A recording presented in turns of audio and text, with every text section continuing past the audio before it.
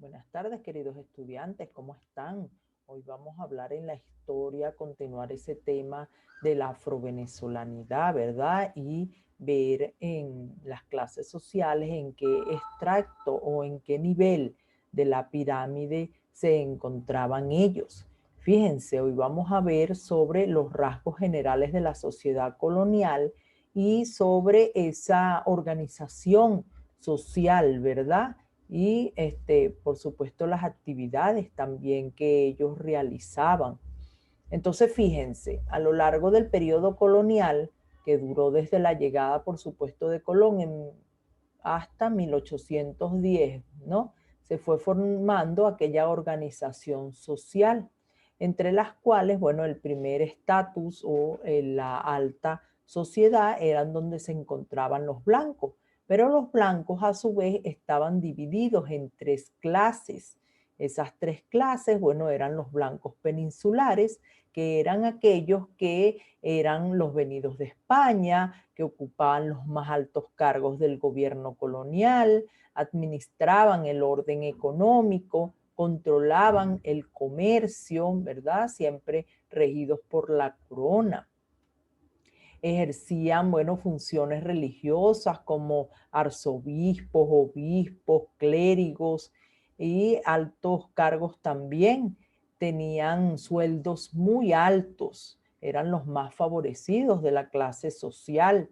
Podían ejercer por derecho ciertas funciones y tener privilegios específicos, ¿verdad? Si nos ponemos a ver, cuando llegaron ellos, pues la corona le dio ese don, ¿no? De poblar tierras, adquirir territorios, ¿verdad? Y por supuesto eran dueños de grandes terrenos, grandes extensiones de terreno, eran terratenientes, eran personas muy adineradas, muy ricas. Ellos eran los que se encargaban de recaudar los impuestos, del cobro de las alcabalas, que fue uno de los principales problemas en el alzamiento de los blancos criollos, ¿verdad?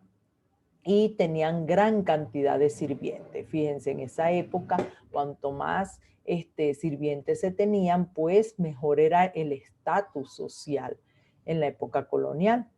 Ellos represaban el poder o representaban, perdón, el poder del rey en las colonias. Ellos hacían todo lo que dictaba la corona, ¿verdad? Respetaban al reinado de España y ocupaban junto con los criollos las mejores casas de la ciudad colonial.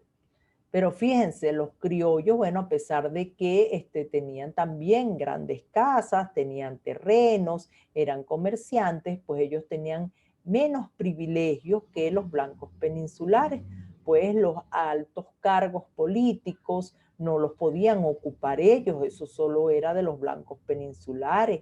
El comercio lo administraban, eran los blancos peninsulares, a pesar de que los blancos criollos eran grandes comerciantes, artesanos, panaderos, tenían las pulperías, tenían muchos negocios, pero quienes administraban y cobraban los impuestos de alcabala para trasladar las mercancías de un lugar a otro, ¿verdad? De un país a otro, pues se encargaban, eran los blancos peninsulares. Entonces estaban prácticamente esos blancos criollos pues sometidos a lo que dijeran los blancos peninsulares. Entonces no tenía, a pesar de que eran blancos, no todos tenían los mismos privilegios, ¿verdad? A pesar de todo, bueno, ellos también podían disfrutar de muchos beneficios, podían entrar a la iglesia, igual que los blancos peninsulares, podían, tenían derecho a los estudios, ¿verdad? A, lo, a las escuelas, a seminarios, a universidades, a todos esos centros de estudio podían entrar, participar igual que los blancos peninsulares, pero fíjense que en los cargos militares, pues ellos no podían lograr ejercer altos cargos militares. Un ejemplo de eso fue Francisco de Miranda, que por ser hijo de criollos, él tuvo que seguir su carrera militar en España, ¿verdad? Trasladarse a España, poderlo seguir, porque ese privilegio no lo podían tener los blancos criollos. Hay otra clase que es los blancos de orilla.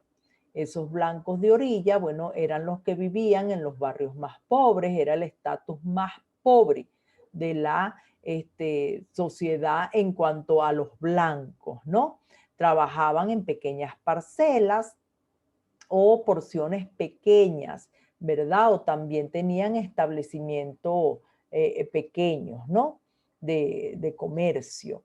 Y bueno, ellos se dedicaban más que todo al negocio de transportar mercancía, ganado y otros bienes. Y hacían trabajos manuales como la artesanía. Esos eran artesanos, ¿verdad? Y también gozaban de algunos privilegios legales, ¿verdad? Como los blancos criollos, aunque socialmente no eran vistos bien, o sea, no eran vistos igual, ¿no? Por los blancos criollos. Luego de ese estatus de los blancos, pues vienen los pardos o los mestizos.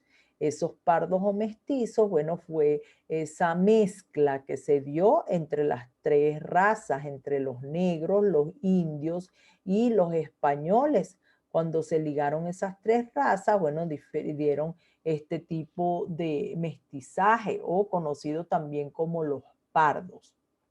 Estos eran libres, no pagaban tributos y se desempeñaban en diversas actividades, mayormente de haciendas, eran arrieros, eran pequeños comerciantes también, artesanos, pequeños propietarios, ¿verdad? O también podían ser peones libres que trabajaban en las haciendas de los blancos, ¿verdad? De las clases más altas, pero libres, no en forma de esclavitud.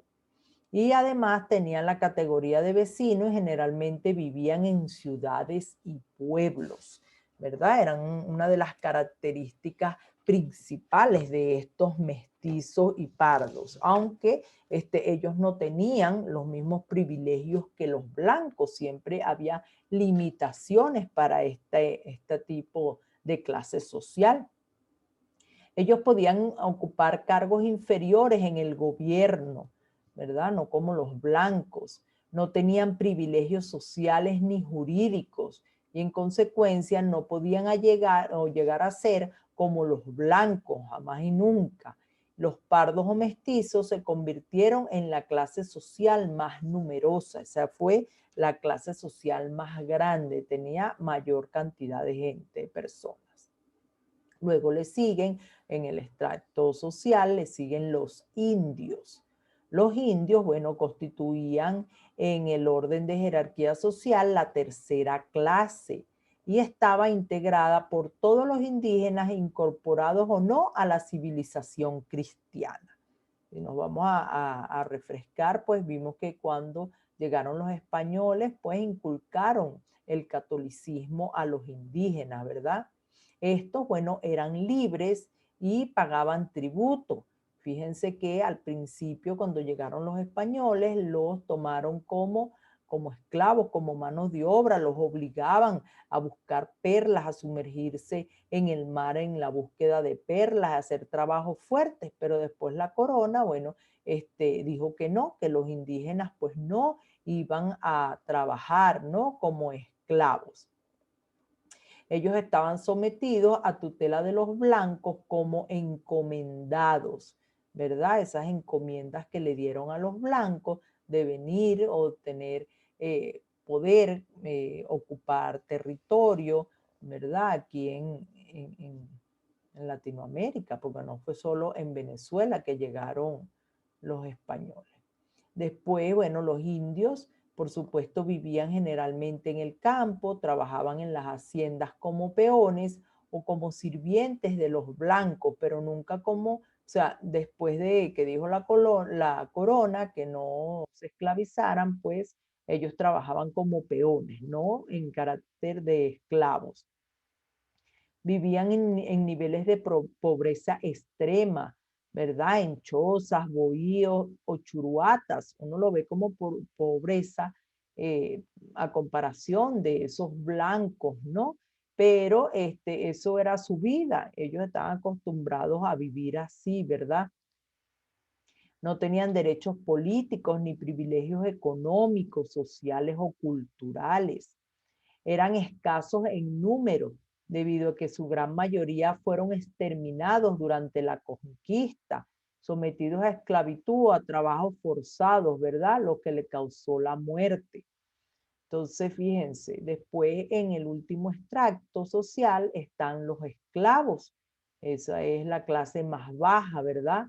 En la estructura de la sociedad, pues este grupo ocupaba el último rango, ¿no? E incluía tanto a los negros esclavos traídos de África como sus descendientes, esos afrovenezolanos que hablamos, que son los nacidos aquí, pero descendientes de los negros africanos. Entonces, fíjense, ellos no eran libres, ellos eran los esclavos, ¿verdad? Y estaban sometidos a la potestad de los amos, de quienes eran propiedad, ellos eran comprados, ¿verdad? Estos, bueno, pues podían hacer con sus esclavos lo que le viniera en gana, inclusive las violaban, les daban látigo, los castigaban sin darle de comer, recibían unos tratos muy crueles y trataban de rebelarse en contra de los amos. Los esclavos, bueno, los negros ejercían diversas actividades como trabajar en las haciendas de los amos, eran sirvientes en las casas, cargadores de productos agrícolas, trapicheros, ¿verdad? Y vivían donde lo dispusiera el amo. Ellos hacían un tipo de barracas en donde ahí todos los sirvientes, ¿no? Dormían juntos. No tenían ninguna remuneración por su trabajo, o sea, su trabajo no era pago, sino bueno, ellos eran propiedad y simplemente lo que le daban era la comida y el vestido, porque del resto no recibían ningún pago por el trabajo. No tenían ningún derecho ni político ni de ninguna naturaleza. Fíjense que ellos no podían entrar a las iglesias, ellos no podían caminar por las aceras donde caminaban los blancos, era muchísimo el maltrato y la humillación que llevaba esa clase social de los negros, ¿verdad? De los negros africanos. Y constituían a mediados del periodo colonial el segundo grupo más numeroso después de los pardos o mestizos.